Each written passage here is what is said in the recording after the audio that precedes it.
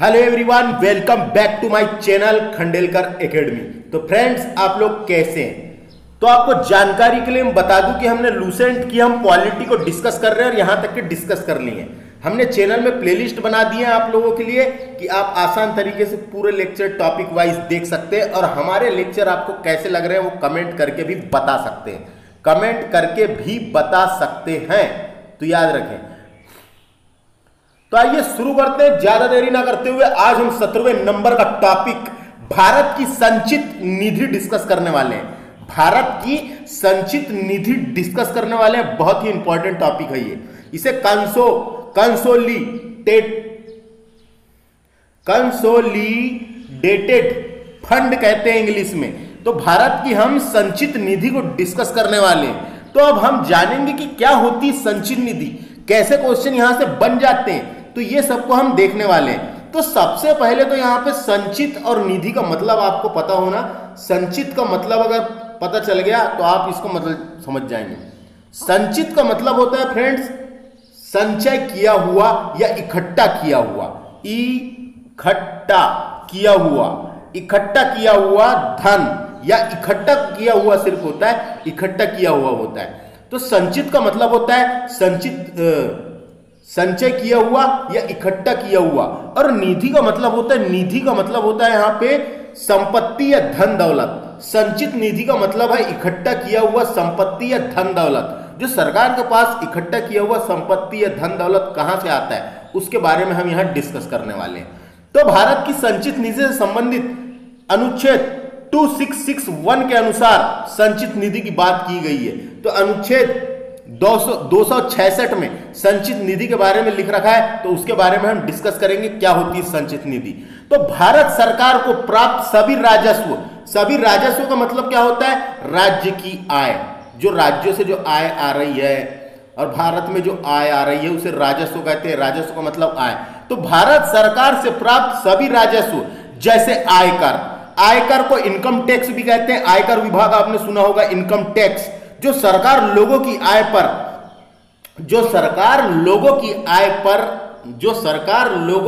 पर आय से लेती है उसे इनकम टैक्स कहा जाता है। जो सरकार लोगों की आय पर आय से लेती है, लोगों की आय पर आय से लेती है, वो है आयकर।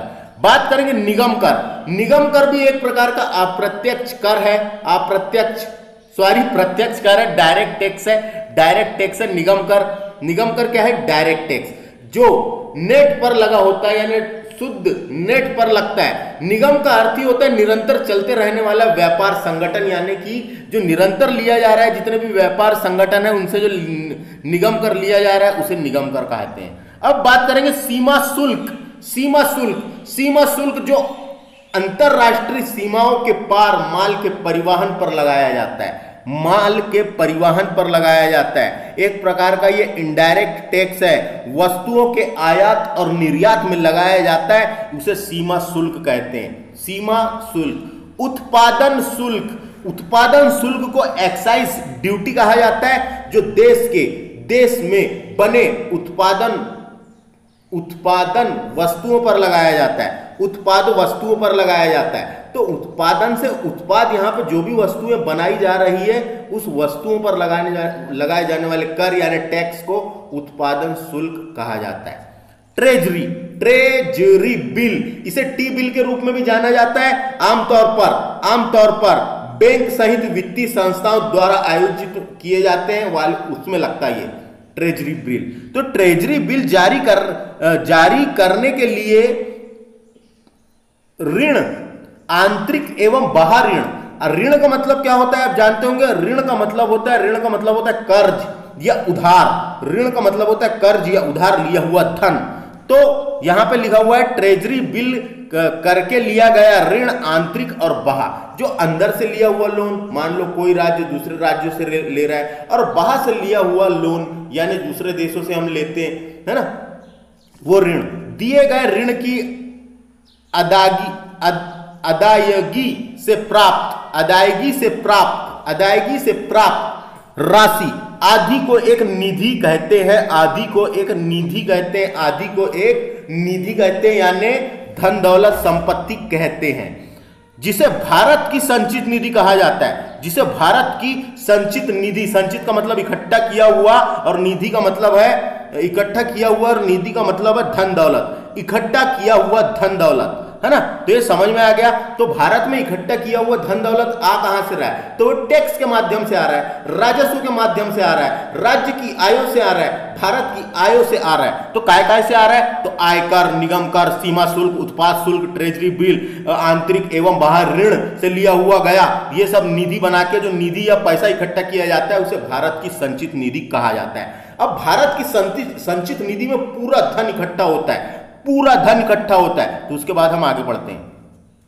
संचित निधि में से कोई धनराशि संसद द्वारा, देखो संचित निधि में जितनी भी धनराशि इकट्ठा है उसको निकालना ऐसे नहीं निकाल सकते, ऐसा ही नहीं निकाल सकते कि कुछ काम पड़ गया तो साइन करके निकाल लिए, ऐसे ही नहीं निकाल सकते। तो संचित निधि से कोई धनराशि, संचित निधि से कोई धनराशि संसद द्वारा विनियोग विधेयक पारित कर दिए जाने के पश्चात ही निकाला जाता है, निकाला जा या व्यय किया जा सकता है, निकाला जा सकता है, अन्यथा नहीं, अन्यथा नहीं। तो याद रखना है अनुच्छेद 114 के 3 में विनियोग विधेयक के बारे में बताया गया है। संविधान के अनुच्छेद 114 के 3 में विनियोग विधेयक के बारे में बताया गया है। तो ये वाला विधेयक, विनियोग विधेयक पारित करने के पश्चात ही संचित निधि से कोई धनराशि निकाली जा सकती है, अन्यथा नहीं। तो विनियोग विधेयक क्या होता है इसके बारे में यहां जानकारी होना।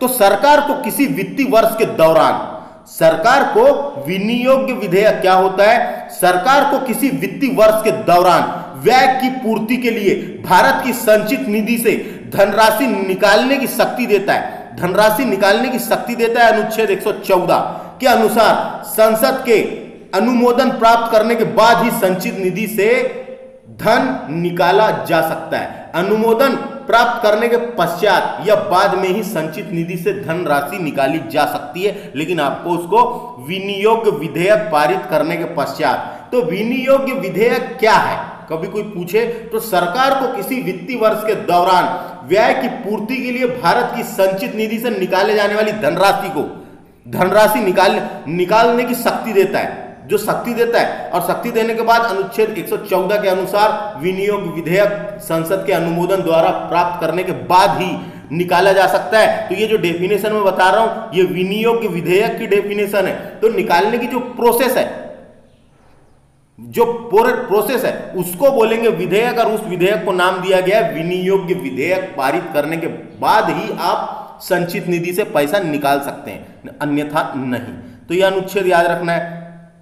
अतः विनियोग विधेयक को हर हाल में वित्तीय वर्ष के प्रारंभ में, वित्तीय वर्ष के प्रारंभ में, आप जानते हैं भारत में वित्तीय वर्ष 1 अप्रैल से लेके 31 मार्च तक होता है। तो 1 अप्रैल से पहले ही पारित कर लेती है सरकार, जो है 1 अप्रैल से पहले ही पारित कर लेती है। किंतु कभी कभी ऐसी परिस्थिति आ जाती है जब बजट प्रक्रिया 1 अप्रैल से पहले संपन्न नहीं हो पाती है, इसलिए इसके लिए जब एक बजट प्रक्रिया पूरी नहीं हो जाती है उस दौरान व्यय के लेखानुदान, उस दौरान व्यय के लेखानुदान पारित कर धन की व्यवस्था की जाती है।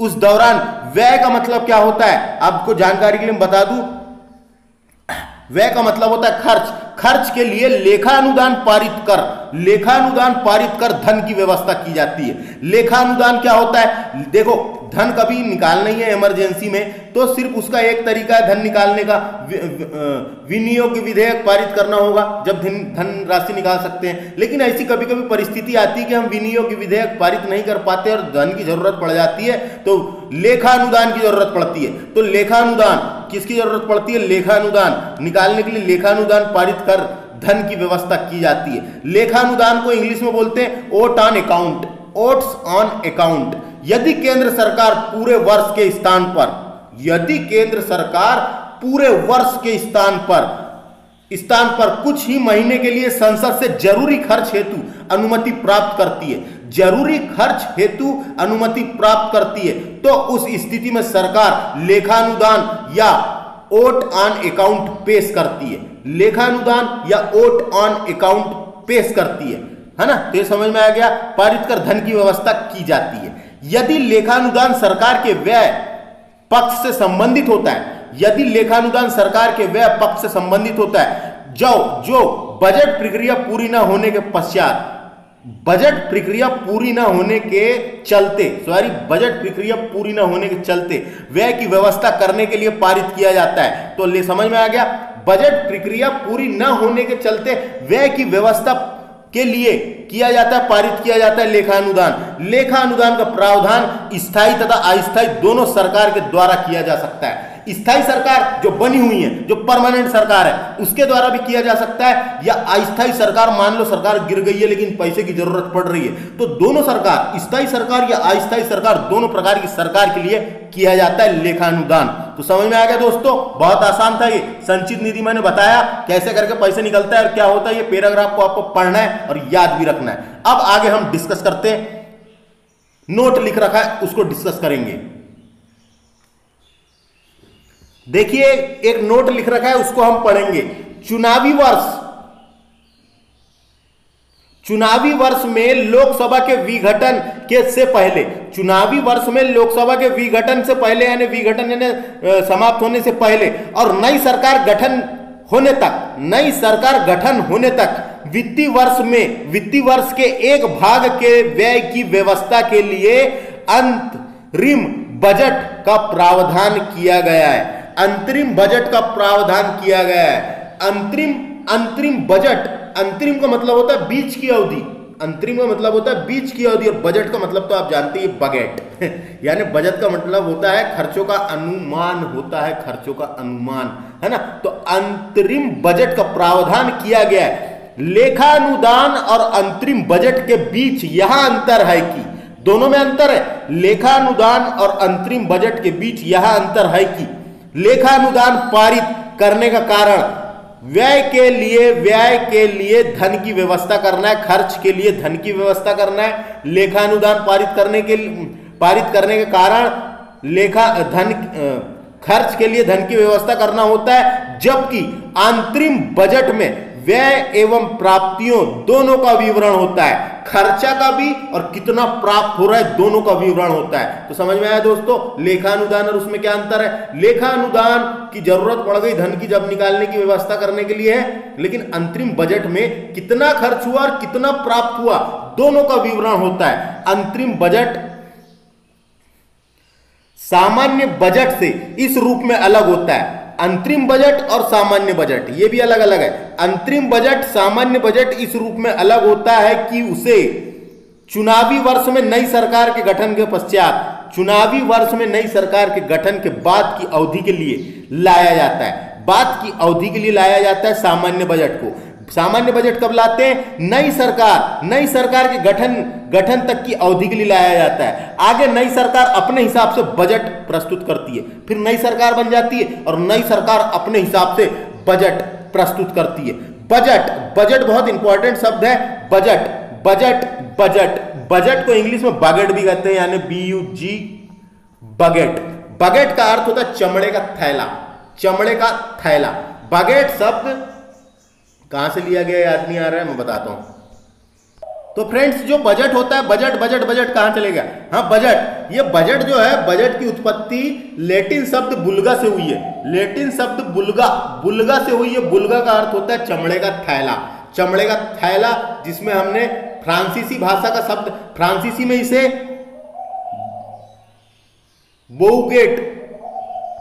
बोउगेट कहा जाता है।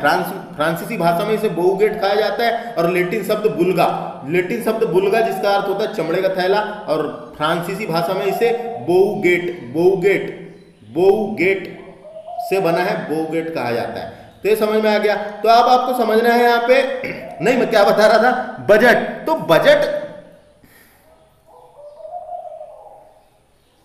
बजट देश चलाने के लिए सरकार द्वारा पेश किया जाता है। बजट जो है देश चलाने के लिए सरकार के द्वारा पेश किया जाता है, और इसके बारे में मैं अर्थव्यवस्था पढ़ाऊंगा जब बताऊंगा। अभी आगे चलते हैं।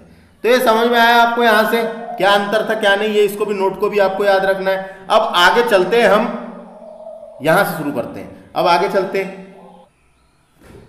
तो देखिए यहां से ये देखिए, भारत की संचित निधि पर भारित व्यय निम्न है यानी खर्च निम्न है, तो कौन से खर्च है देखते हैं जो संचित निधि से निकाले जाते हैं, दिए जाते हैं। भारत के राष्ट्रपति का वेतन एवं भत्ते एवं अन्य खर्च, राष्ट्रपति का वेतन भत्ते एवं अन्य खर्च जो है संचित निधि से दिए जाते हैं, याद रखना है। राज्यसभा का जो सभापति होता है वो उपराष्ट्रपति होता है, तो उसकी जो पेमेंट है वो भी संचित निधि से दी जाती है। राज्यसभा के उपसभापति और लोकसभा का अध्यक्ष और उपाध्यक्ष का वेतन और भत्ते भी संचित निधि से दी जाती है। सर्वोच्च न्यायालय के न्यायाधीशों का वेतन, जो सर्वोच्च न्यायालय में न्यायाधीश हैं बने हुए हैं, उनका वेतन भत्ते और जो उनको पेंशन दी जाती है वो भी संचित निधि से दी जाती है। और उच्च न्यायालय के न्यायाधीशों की पेंशन भी यहीं से दी जाती है। चौथे नंबर में देखिए, भारत का नियंत्रक एवं महालेखा परीक्षक जो होता है जिसे केग कहते हैं, उसका भी वेतन भत्ते और पेंशन भारत की संचित निधि के द्वारा ही दिए जाते हैं। ऐसा ऋण भार, ऐसा उधार भार,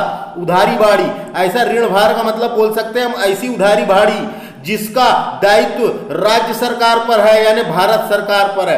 भारत सरकार ने किसी से उधारी बाड़ी ले लिया है तो उसको पूर्ति भी भारत की संचित निधि के द्वारा ही की जाती है। भारत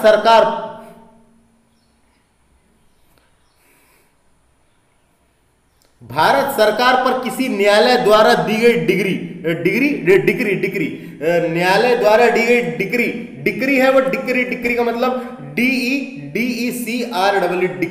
डिक्री यानी कोर्ट किसी के पक्ष में अगर कोई फैसला सुनाता है और वहां खर्च पैसे से हो रहा है यानी वहां खर्च पैसे की जरूरत पड़ रही है। मान लो किसी के पक्ष में न्यायालय जो है फैसला सुनाता है और वहां पैसे की जरूरत पड़ रही है, खर्च की जरूरत पड़ रही है, तो वो भी भारत की संचित निधि से निकाला जाएगा, उसे ही डिक्री कहा जाता है। और पंचाट का मतलब होता है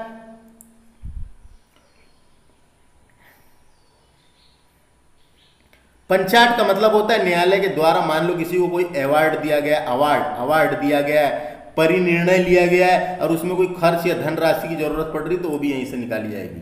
कोई अन्य व्यय यानी खर्चा, कोई अन्य खर्चा जो संविधान द्वारा या संसद निधि द्वारा इस प्रकार भारित घोषित कर दिया गया हो। मान लो संविधान और संसद की निधि द्वारा इस प्रकार का भारित घोषित कर दिया गया हो तो उसका भी खर्चा भारत की संचित निधि के।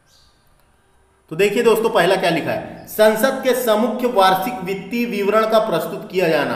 तो लोकहित पर नियंत्रण रखने के लिए अनुच्छेद 112 में यह प्रावधान किया गया है कि राष्ट्रपति प्रत्येक वित्तीय वर्ष के संदर्भ में संसद के दोनों सदनों के समक्ष वार्षिक वित्तीय विवरण प्रस्तुत करेगा।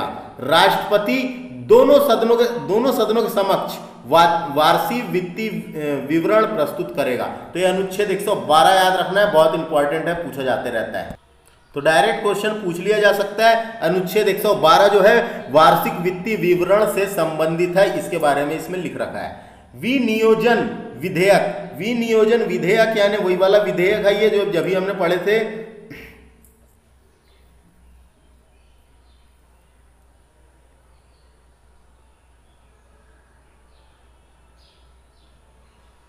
कौन सा विधेयक, विनियोग्य विधेयक, जिसके बारे में पढ़े थे। विनियोग्य विधेयक में पारित होने के बाद ही भारत की संचित निधि से मुद्रा निकाली जा सकती है। मैंने बताया था विनियोग्य विधेयक के पारित होने के बाद ही संचित निधि से पैसा निकाला जा सकता है। भारत की संचित निधि से राशि तभी निकाली जा सकती है, इसके लिए उसे विनियोग विधेयक को पारित करना होगा, जब ही निकल सकता है, नहीं तो नहीं निकल सकता। उसके बाद देखिए तीसरे नंबर का अनुपूरक अनुदानों तथा लेखानुदानों का प्रावधान। तो इन दोनों के बारे में भी हमने यही पढ़े।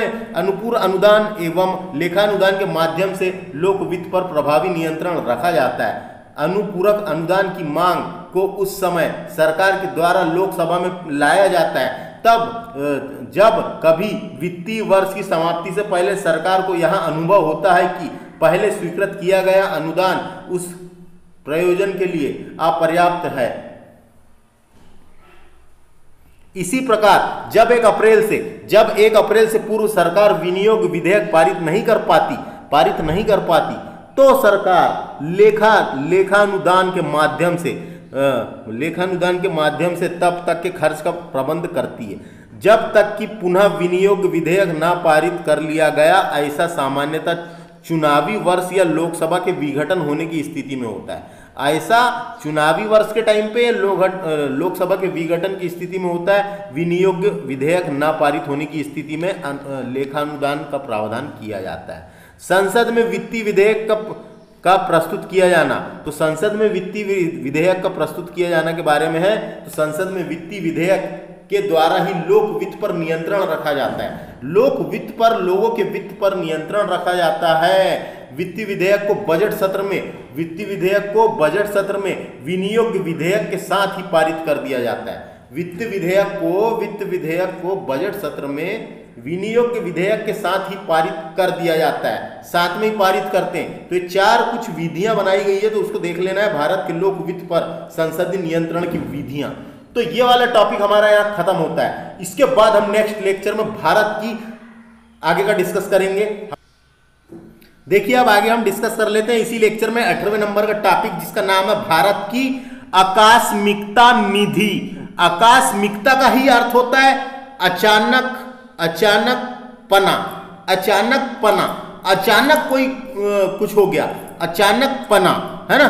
तो आकस्मिक घटना, जैसे आपने घटना सुनी होगी, कोई आकस्मिक घटना हो जाती कभी इकट्ठे, है ना, तो वो आकस्मिक निधि। निधि का मतलब आप जानते हैं, धन दौलत संपत्ति निकालना, तो निधि। तो आकस्मिकता निधि अनुच्छेद 267 में लिख रखा है। 266 में संचित निधि था, 267 में आकस्मिकता निधि है। तो ये याद रखना है, 66 और 67 दोनों अनुच्छेद इंपॉर्टेंट है दोस्तों, वनडे एग्जाम में भी पूछे जा सकते हैं। तो देखिए आकस्मिक निधि है ना, अचानक वाली बात है यहाँ पे। तो भारतीय संविधान का अनुच्छेद 267 संसद और राज्य विधानमंडल को यथास्थित भारत या राज्य की आकस्मिकता निधि सर्जित करने की शक्ति देता है, यानी निकालने की शक्ति देता है। क्रेडिट या निकालने की, रचना करने की, बनाने की शक्ति देता है, सृजित करने की शक्ति देता है अनुच्छेद 267, है ना। किस किस को? या तो संसद, केंद्र में संसद और राज्यों में विधानमंडल होता है, तो संसद और विधानमंडल को यथास्थिति भारत या राज्य की आकस्मिकता निधि सर्जित करने की शक्ति देता है। यह निधि भारत की आकस्मिकता अधिनियम 1950 में बनाया गया था। 1950 में एक अधिनियम बनाया गया था, भारत की आकस्मिकता अधिनियम 1950। इसके द्वारा गठित किया गया था। यह अधिनियम कार्यपालिका के व्यवधानाधीन है। कार्यपालिका के व्यवधानाधीन है, यानी कार्यपालिका के ऊपर डिपेंड करता है। यानी राष्ट्रपति अगर खटाक से सिग्नेचर करेगा तो फटाक से पैसा निकल जाएगा।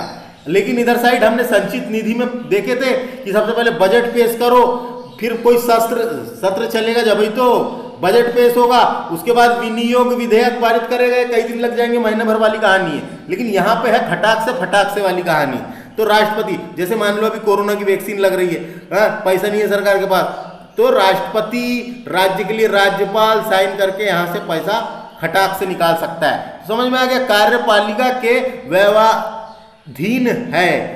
जब तक विधानमंडल अनुरूप अतिरिक्त या अधिक अनुदान द्वारा ऐसे व्यय को अधिकृत नहीं करता, तब समय पर अनवेक्षित व्यय करने के प्रयोजन के लिए कार्यपालिका इस निधियों से अग्रिम धन दे सकती है। कार्यपालिका इस निधियों से अग्रिम धन दे सकती है। इस निधि में कितनी रकम हो या होगी, यह समुचित विधानमंडल विनियमित करती है। तो देखो, केंद्र में संसद बताएगी और विधानमंडल बताएगी राज्य में, है ना। तो कितना पैसा, तो इसमें पैसा कहां से आता है फ्रेंड्स? इसमें पैसा